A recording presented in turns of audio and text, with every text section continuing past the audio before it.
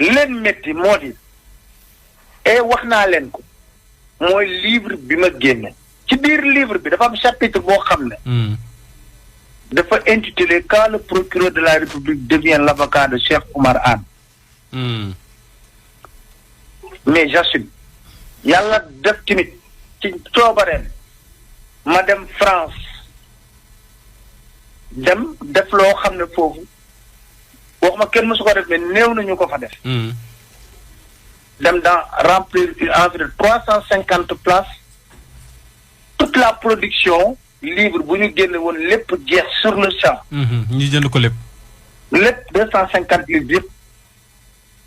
Africa 24 invité ma je suis l'interview loolu yëpp ma wax leen démontrer leen comment on est géré par une escroquerie politique. En matière de bonne gouvernance. Mais parce que le Sénégal mënul am plus de 8 organes de contrôle. te bu ñuy génne indice de perception de la corruption Sénégal bi ci nekk zone rouge. démonté ko démonté. wan leen na leen Cour des comptes 2014 Sénégalais yi foofu les Sénégalais sont très engagés pour le pays. diaspora bi. ma wax leen ni ma xalaat. ok xam naa nag loolu nag comme dafa da nekk ci réseaux sociaux yi ñu ne boobu faaw ñu wutal ko pexe. mais tey toog naa ba ci yàgg ñu woo ma ne ma woy tu es relaxé pur et simplement sans poursuite mais le dossier va au parquet. mais justement ban heure lañ la relaxé.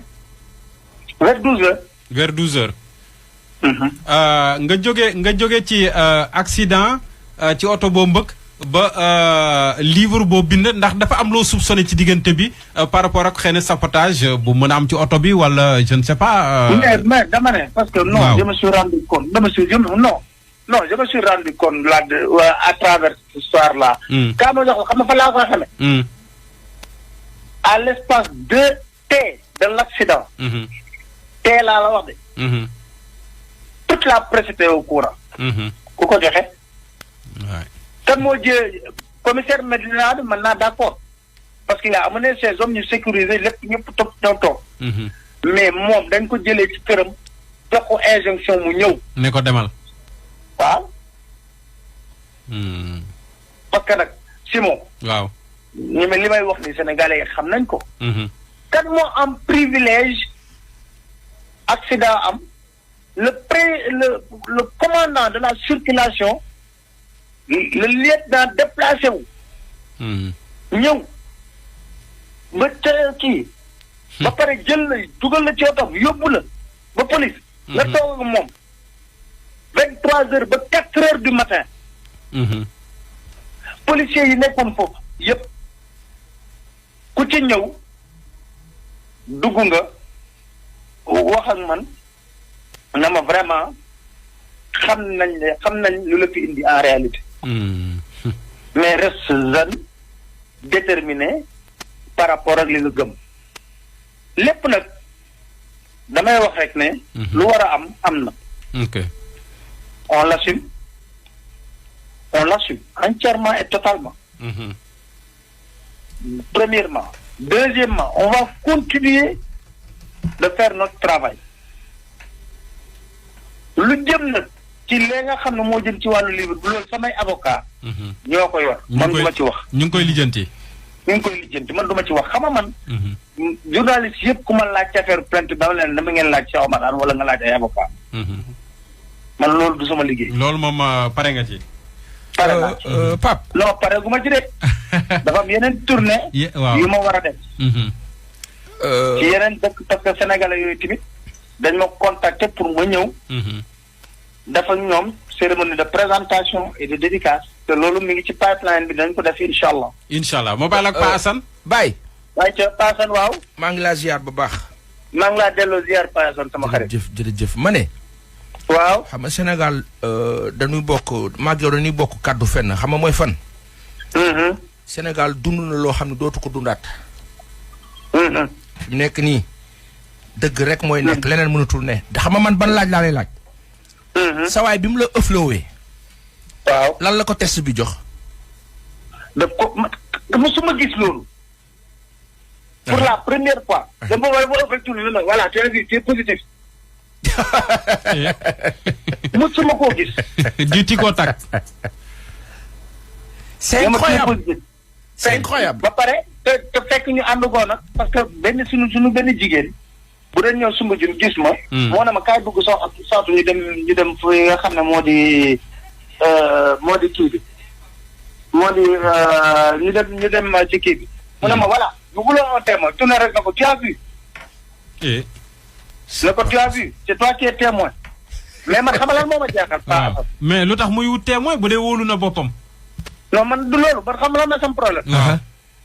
moom il était en mission commandée. parce que foofu du zone am. foofu ça répond de Médina. commissaire Médina moo waroon def loolu yëpp. moo ma waroon entendre sur PV. moo ma waroon auditionner. donc le commissaire de Médina donc n'a rien pu faire avec toi. rien du tout. moom moo ma yóbbu ba commissariat central teg di ma auditionner. mais xam nga sur ordre de qui. parce que comme on sur ordre de qui. tey ba may wax relâche bi dem na ma le procureur a décidé de te relaxer. ma ne ko donc c'est le procureur qui avait demandé ma garde à vue. loolu la ma wax. sentir nga ay bizarrerie ci oto bi nee nga oto bi daanaka sentirotoo ko est-ce que oto bi peut-être sore woon nga ko benn instant ci guddi gi ci bëccëg bi remarqué woo ci dara avant ngay duggaat ci oto bi. non remarqué wu ma ci dara. dama jógee fii dem ville doon def doon waxtaan. ak une amie. lan doon waxtaan sur le dossier qu'on doit monter en place. waaw. pas de ci bizarrerie mais xam nga oto moom mën nga ko teg à l'espace de 30 secondes. oui tout à fait ça arrive mécanique la rek. mécanique la rek. mais bon toujours est-il daal li ñu fi wax ñëpp évacué hôpital amul. man à part daal te 23 heures ba 4 heures du matin ma jàkkaarloo lieutenant boobu doon jël ay ordre ci procureur. ba ma pare mu ne garde à vue ma pare ci garde à vue bi moo ma woowaat. ma ñëw. y avait d'ailleurs un témoin. Babacar Ba du Forum du Justiciable. oui mu ne ko mu ne ma oui je vais te donner la bonne nouvelle le procureur a ordonné te relaxer sans poursuite. kon il a été sous les ordres du procureur. donc waaw ma ne ko donc celui qui avait ordonné mon arrestation ma garde à vue. je comprends. mais Pape waaw. sànq ci say wax da nga ni balaa laataa ngay dévier di jël bretel bi dafa am benn oto bu nekkoon sa ginnaaw bu la mbëkk. waaw. tey ba nga demee foofu est-ce que jéem nga laajte ñu jox la image yu caméra de surveillance yi parce que foofu noonu corniche boobu am na je crois ci secteur boobu am na ñaari caméra de surveillance. sincèrement pas la xam nga la laa gënoon a tal. nelaw. beneen bi nelaw laa gënoon a tal retrouver ma famille. beneen bi xam nga éthylomètre bu ñu koy xool du xool ndegam da nga positif ci alcool wala da nga négatif mais dañuy xool benn taux boo xamante ne boo ko dépassé si nañuy wax ni yow waratoo dawal oto. entre 0,25 positif daal la def. loolu doy na waar parce que bu ñu koy xool ci dëkk yi nga xamante ni ñoom ñoo ko utiliser dañuy xool benn taux boo xamante ne boo ko dépassé. mais man li ma jaaxal sax mooy. dafa dugg si rek ne ñu indi carton bu bees tàq dajji. yow yaa nekkoon cobaye bi xam naa ci yow lañ ko njëkk a testé. non c'est que xam lan lañ bëggoon. waaw. booy bi sonal nañu booy bi wutal nañu booy bi waaye faut le salir. xaaral ñu dem dañuy fàtte benn affaire. waaw mais dinaa wax benn affaire dañuy fàtte benn affaire. dama ne dañuy mën a enquête rek. waaw. président Macky Sall jógewul Fatick fii garde corps jaar ci pare-brise bi dee. amuñu sax enquête homicide involontaire. Aly Ngouille Ndiaye cortège am reyu fi nit. is am na enquête homicide involontaire. jërëjëf Omar Youm. cortège am is am na enquête pour homicide involontaire man reyu mu sax nit. allo Papa Ale. blessé wu fa sax nit. yow dégâts matériel nga def. allo Papa non Ale. bu yàqute am sax maa gën a yàqule. allo waaw. Ibrahima Pouya. man li ma bëgg a xam rek mooy oto bi nga xam ne moo la mbëkk moom. ak Anam. oto bi nga xam ne yaa ko mbëkk. ñoom ñaar seen i borom ban réaction lañ def wala ñoom ñaar boole nañ leen ci constat wala ci ki ma liggéey. mbëkk moom ki ma mbëkk moom. xam nga oto dégâts matériel bu amee c'est simple. dégâts matériel bu amee c'est simple. parce que ñoom lu ñu njëkk a xool xam nga mooy lan. ndax oto bi am na assurance am na assurance 1 an. ndax carte visite technique bi mat na am na visite technique 1 an ndax am na permis am naa permis ñett yooyu mooy oto bu nekkee accident dafa am c'est sa assurance moom moo koy jël en charge n'est-ce pas beneen yoon gis nga ki ba mbëkk sax moom en réalité réaction ba mu njëkk am dafa ne Pape Alé kii de xam naa ko depuis Derklé Pape Alé moom garaawul c'est incroyable parce que kooku ba léegi man gisuma ko man ñu indi ko commissariat central moo di ñëw di séné ko mu déposé par exemple plainte moom bi police ñëwee est-ce que ma nga fa woon ak otoom je l'ai pas vu parce que man dama ñëw xam nga man ba affaire bi amee policiers yi moom mis en sécurité après mooy sama jigéen boobu ma lay wax moom laa dugg ci otoom waaw ñu dem comme ñu ne comme 4e la ñuy dem ñu dem commissariat kii Médina waaw. léegi oto bi la mbëkk yow bi la mbëkkee ginnaaw moom it ba léegi moom amul. boobu tamit boobu am na ñoo xam ne ñoom ñu ngi wax ne gis nañ ko wala gis na ko mais man mënu ma koon gis. parce que xam nga airbag yi maa ngi lay wax ne dafa génn. waaw tout à fait. donc man mënu ma koon gis. et puis par mesure de précaution ñu nekkoon foofu grand yi nekkoon foofu yëpp dañ ne ma Pape Alé ne sort pas de ta voiture ba police ñëw. parce que mën ngaa génn fii. ñii la danañ def tentative bu daw ak yooyu ne sort pas de ta voiture ba police ñëw sécuriser fii. comme bañ nga génn sa oto leneen xew. voilà. ok non c'est des personnes sympathiques vraiment na ma ki m'ont dit que non grand li accident la rek nañu woo constat. après boobu la waa dinaa ñëwee. d'ailleurs sax Pape Alé waaw man dama gis ci réseaux sociaux yi 80% ñu ci bari naan dafa mandi nangam mais dama ci gis kenn ku def benn publication ñu ko wax Jean-Pierre xaw ma Diouf. mu ne tur. non dañu da ko def Facebook. il était là-bas waaw bisimilah Pouy. da ko publier Facebook man meru ma de. waxal naa non ci moi arrête saa mo nga ne ma mer nga mer ya pas ça maa la koy doog a wax. Pouy maa la koy doog a wax non waxal rek déedéet Pouy waxal maa la koy doog a wax turam mooy xam nga ma tudd turu waaj baal sa réaction yooyu. xam nga ko def Facebook turam nëbbatuwul. dafa ne bi accident bi di am moom ci kanamam la. waa léegi xaaral ma wax la nee na lu sit la fa fekk Pape Alé mandewul dara dalu ko nee na j'étais témoin et woo naa sax ne kaa leen jàpp ci. donc moom da ko leeral bi Facebook taxamu la. loolu moo tax ma leeral loolu rek quoi. waaw Jean-Pierre Correa la tudd. merci beaucoup. on s'est parlé maa wàcc sama frère moo fëgg sama frère dama sa Jean-Pierre. mu wàcc mu ne ma pour des mesures de précaution laisse ko reste dans la voiture. ak affaire yooyu. kon Jean-Pierre moom témoin oculaire la. moom moo ko def Facebook moo tax ma lire ko fa. moo tax ma voilà témoin oculaire la moom mi ngi fa woon taxaw na fa ba police ñëw. alors Pape Alé. oui. bu fekkee ni livre bi génn na. alors Ndeye Diagne dégg ma la bu baax de. yaa ngi may dégg bu baax yaa ngi may dégg. maa ngi lay dégg léegi. voilà ma ni génne nga livre bi def na tabac ici au Sénégal et même à Paris bu ñu gisee écho yi mu def ci réseaux sociaux yi. alors tey bu weesoo benn sénégalais bu nekk bitim réew moom tamit bind livre pour jëm la ci discréditer est-ce que doo jot des fois ay xeetu menaces. non boo sénégalais boobu ñuy wax sax boobu sénégalais boobu génn gu. foofu couverture la joxe. xam nañ kan la booy génn nañ ci réseaux sociaux yi wax kan la. Canada la jox la. xam nañ kan la. oui. on le sait. et kooku lu tax mu def loolu parce que xam nañ lan la laal ci kudd. ci xaalis mais loolu yëpp buñ ci tolloo pour wax ko dinañ ko wax. d'accord kon moom dafa laal ci xaalis. baax na bañ toll ci. d'accord mais da nga boobu ba léegi yaa ngi jot xeetu ay menaces wala. parce que dañuy wax ne dañuy intimider. non menace kay chaque jour nga dégg ku la ko wax. dégg nga ci c'est un politicien les avocats là. bu leen toppoon ci li ñu wax yëpp sax mën na leen porter plainte wala ñu woo batalan bi da leen mais ñiin mën nañ def seen kii rek ma mënuñu traité nit ñi de maître chanteur de maître truc de truc la xam mais xam nga man. nee naa la nit wax naa ko France yëpp dégg ma ne nit tolluwaay la tolluwaay man weesu naa man léegi man dama bëgg a weesul sama bopp des attaques personnelles du ma ci tontu.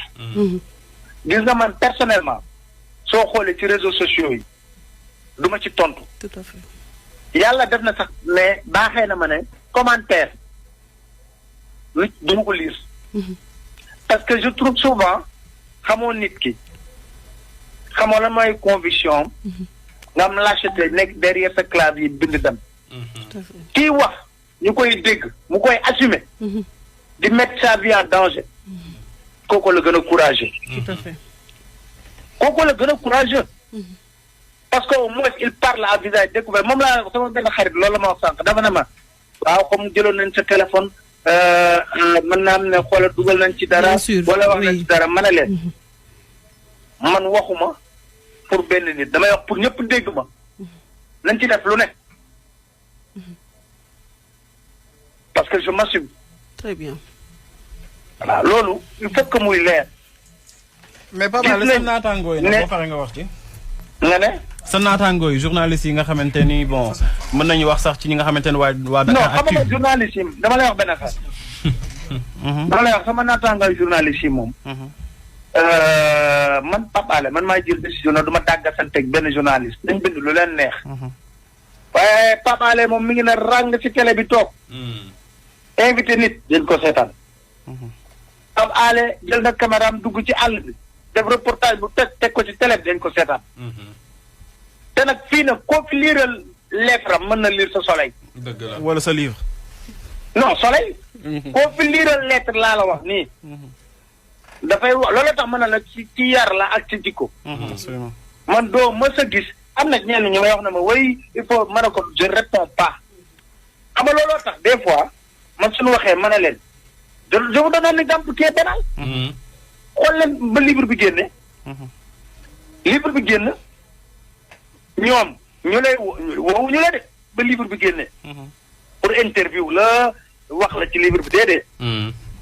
waa ji porté plainte ñu woo la bëgg la laaj yow sa réaction ci plainte bi man leen sa awma ci réaction. sama yoon réaction absolument. pourquoi bu livre génne yéen woowu leen ma laaj ma ci livre bi. yéen ça vous intéresse que parce que y a une plainte qui a été déposée. quand même mais am naa fulu ji toll ni nag koo xam ne man am na foo ma teg man tamit dama la fay teg. dëgg la. mu jeex tàkk. parce que xam nga lu tax. fii kenn gënu fee gudd nopp kenn gënu fee muus kenn. loolu moom dëgg la.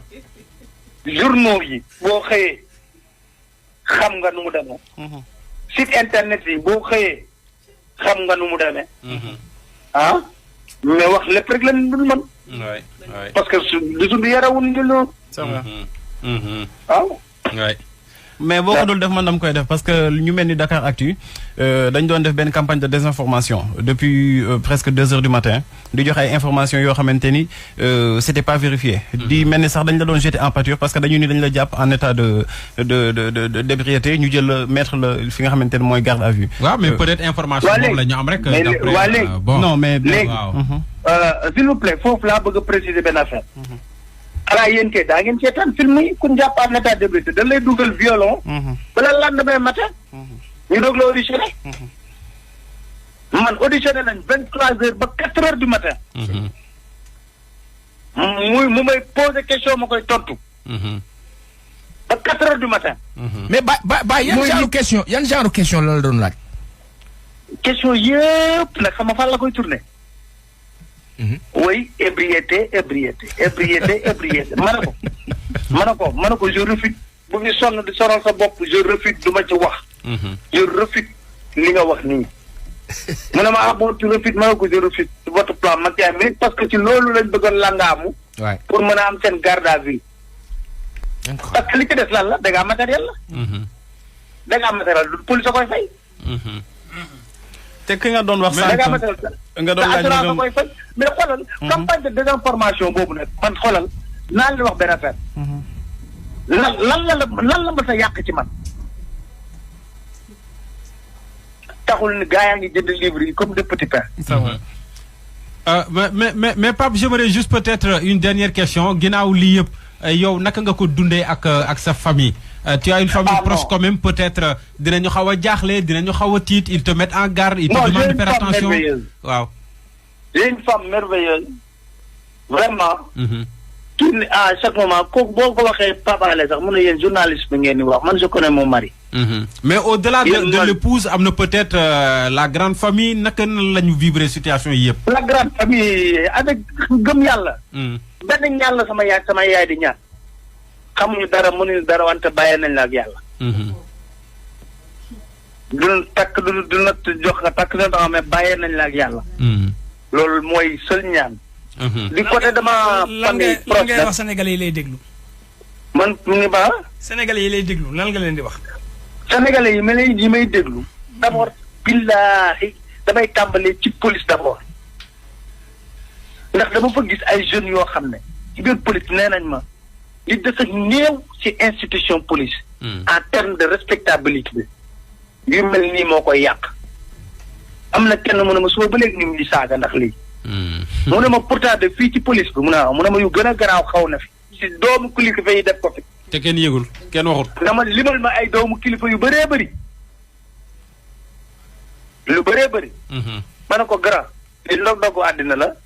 day jaar jàll la. bu ñu paree delluwaat ñëwaat suñu face à Pape Alé. dossier carte sur table. tukkiwaat tuuti. ñamalaat diaspora bi ci livre bi ñu waxtaan ci. ñu dellu siwaat continuer suñu chronique. wax ñaawtee fi nekk ci réew mi. amul problème. waay assumé. parce que abalu tax mais def naa man nag maa gën a doon guerrier Machian bañ ko bëggee dugal foofu dafa dem sëñ Baara dafa dem sëñ Baara. dafa dem ñaani ndimbal dafa dem ñaani ndimbal quoi. sama copain la nag. mais Pape ñu ngi lay waaw sama copain la nag. ñu ngi lay parce que man wóor na ma ne moom bu jotal di dossier day wax ne mais qu'est-ce que c'est que ces histoires là. bàyyi leen jàmbur. mu dem waaw mais xam nga dafa am ñoo xam ne. dans 2 mois dégg naa dañ leen di waaj a bu deful tànk yi buñ leen dàq. gars yi ñu bëri ci ñoom nelawatuñu. waaw excès de zèle da ciy am ak lu ne mu ngi ci am mais yàlla baax na. xam nga li ci am solo rek. may wax rek ma waa Sénégal. dama leen di gërëm di leen sant. sama téléphone mi ngi explosé. diaspora bi dama leen di gërëm di leen sant. ndax ñun ñëpp ku nekk yaa ngi envoyé message. fu ne message yëpp xam lan la. encouragement. j'espère que tu es plus que déterminé. J'espère que tu restes toi-même. man a yéen de man de maa ngi nii toog sama kër. nekk sama wetu njaboot. jàpp sama morsu njàmm. toog fas yéene nag xool. nan la ñuy defee def naa dossier sur table war naa am dimanche ñu defar ko ba mu jekk ak ni ngeen defee rek ngeen defar yéen tamit grande gueule ngeen defar ba mu baax. mais li ngeen defar ci réew mi bari na de. waaw Pape Alé. Pape ñu lay gërëm. dafa am benn question bu ñu jox. ayca. nee nañu selon ay information procureur bi dañ ko rappelé. dañ ko rappelé pour mu jéem a peut-être porter waat plainte wala jéem a xool beneen procédure boo xamante ne da koy jéem a def pour ñu jéem la teg loxo yow da ngay confirmer information boobu wala jotagoo si dara. jotaguma ci benn information. jotagu ko loolu moom jotagu ko bu dee am na jotagu ko.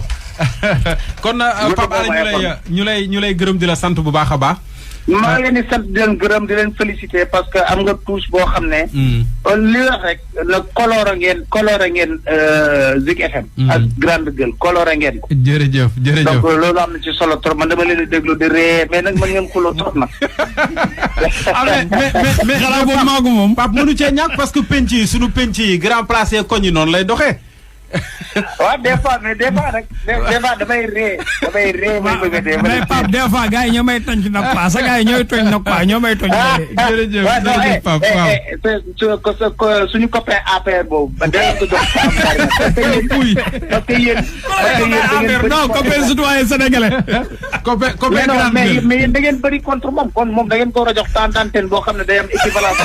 dëgg la Baye mais Pape Alé c'est vrai Baye rapidement Baye. waaw pour mu am équilibre c'est vrai que Ibrahima moo war a ëpp temps d'antenne. mais Pape Alé. waaw ma wax la benn affaire ma wax la benn mbir. waaw je ne représente personne sur ce plateau. man je représente ma propre personne en tant que citoyen sénégalais ci débat bi. attention. et je le dis tout le temps. da ngay waaj a ubbi courant. Pape Alé au revoir. Pape Alé. nga wax kuy mu bañ a gaaw a mer mu bàyyi gaaw a mer. bàyyi na. Pape Alé ñu lay gërëm di la sant vraiment. jërëjëf Simon waaw waaw jërëjëf. jërëjëf Fatou Laye jërëjëf Ahmed ñoom ñëpp. mbokk yi nag di leen wéy di ñaan ngeen di abonné ci suñu site bi di senevision.com te bu leen fàttee di bës cloche bi mooy tax mu leen di man di signaler bépp vidéo boo xam ne dugal nañ ko ci site bi ngir ngeen man di topp suñu programme